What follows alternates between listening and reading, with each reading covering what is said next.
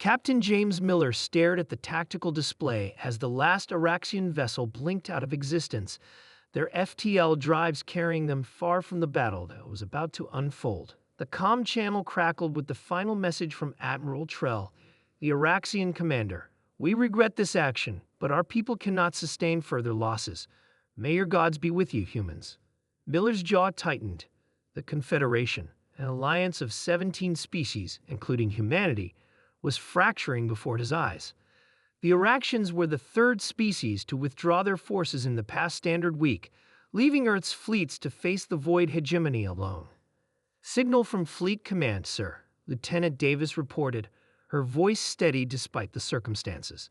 "All vessels are to hold position and prepare for defensive operations." Miller nodded, acknowledged the order, and "Get me a status report on our remaining allies."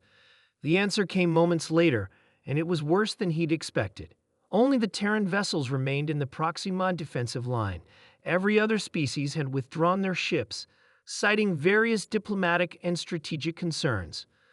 The bridge fell silent as the tactical display updated, showing the incoming Void Hegemony fleet, an armada of biomechanical vessels that had already consumed 3 star systems.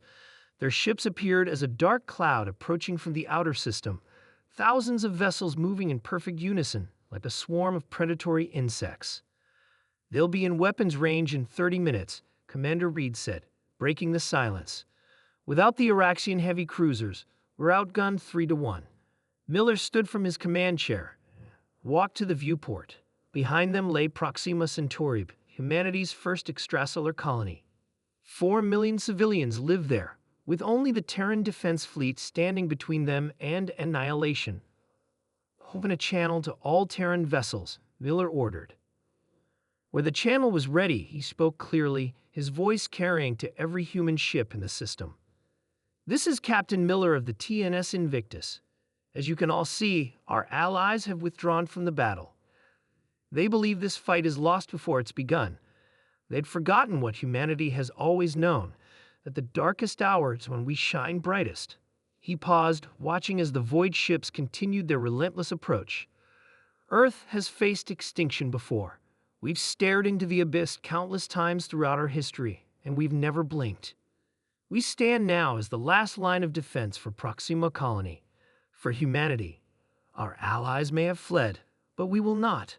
We will meet the hegemony with fire and fury." As Miller finished speaking, the tactical officer's console chimed. "Sir, we're receiving new signatures from the inner system. Multiple FTL events." Miller turned, expecting more bad news, but Reed was smiling. "It's the home fleet, sir. Earth has sent reinforcements." The tactical display blossomed with new contacts as over 300 ships emerged from FTL near the colony world. The channel crackled again as a new voice came through. "This is Admiral Helena Torres of the TNS Thermopylae. Sorry we're late to the party, Captain Miller. We had to gather every ship we could spare." Miller smiled. "Your timing is impeccable, Admiral.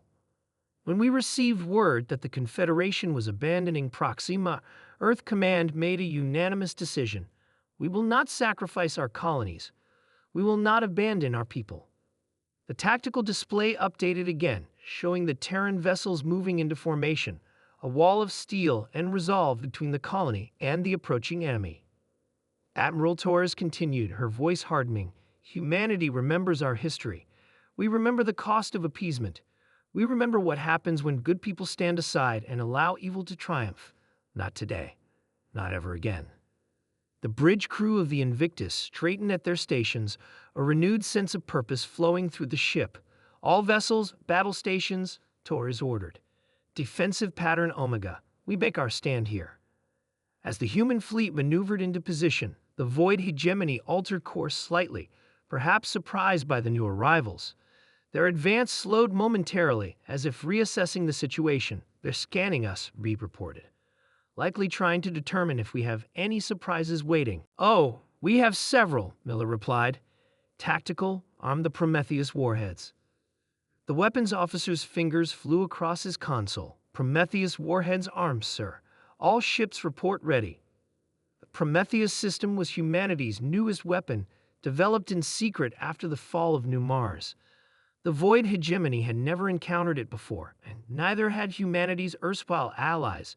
Perhaps that had been wise. Some technologies were too terrible to share.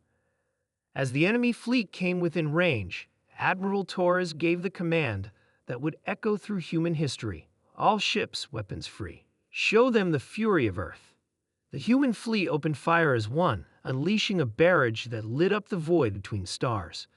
The Prometheus warheads streaked toward the enemy formation, each one carrying enough power to shatter a small moon. The Void ships attempted to evade, but the warheads tracked their movements, detonating in blinding flashes that tore through their biomechanical hulls. The enemy formation broke apart as dozens of their ships were vaporized in the opening salvo, but the hegemony was not so easily defeated. They returned fire, their alien weapons slicing through space toward the human defenders. Brace for impact, Miller called as the first enemy salvo reached them. The Invictus shuddered as its shields absorbed the attack. Two smaller human vessels weren't as fortunate, their hulls breaching in multiple places before their reactors went critical. The battle raged for hours, a brutal exchange of firepower that illuminated the Proxima system like a newborn star. Human ships fell, but they extracted a heavy toll from the invaders. When it was over, the remnants of the Void fleet retreated into the darkness, leaving behind a graveyard of broken vessels, most of them belonging to the hegemony. As damage reports flooded in, Miller gazed at the tactical display, now clearing of enemy signatures. The human fleet had suffered grievous losses, but they had held the line. Proxima Colony was safe. "Send word to Earth," he told his communications officer. "Tell them, when our allies fled, humanity answered with fire and fury, and we prevailed."